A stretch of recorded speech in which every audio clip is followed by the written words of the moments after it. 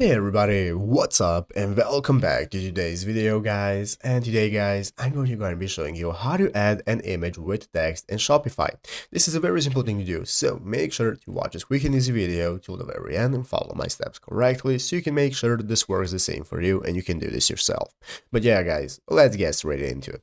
So the first thing you want to do is to go ahead and open up the official Shopify website right here, shopify.com, if you have not already, and after opening it up, you'll be greeted by the main page right here where you want to go ahead and log into your account. After logging into your account, you'll be greeted by the home page right here where we can access all the sections such as home, orders, products, and we can get started with editing our store.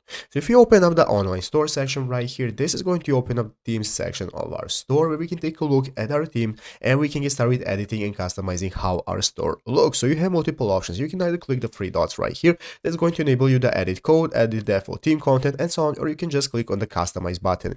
If you click on the customize button, this is now going to open up this new page where you can get started with editing your store, all your sections, header, footer, and so on, and adding everything you need. So basically guys, in your template right here, as you can see, we can get started with adding block. If you want to add a block, you can add an image, you can add a section with an image, and so on. All the options are available right here. But how do you add an image with text? Basically guys, as you can see, when you Google, you can see that you will need to use an external image editing software like Photoshop or whatever you want to use, because Shopify directly does not allow this option. So once you have gotten your image and you have added the text using that other general editing software, you can go ahead and find it right here in the customize section and start adding your images, adding image banners, and so on that you want to use in your sections, and just upload them. But yeah guys, basically that is how to do it. So I hope this video was helpful. If it was, make sure to leave a like, subscribe to the channel. So guys, thanks for watching, take care, and bye.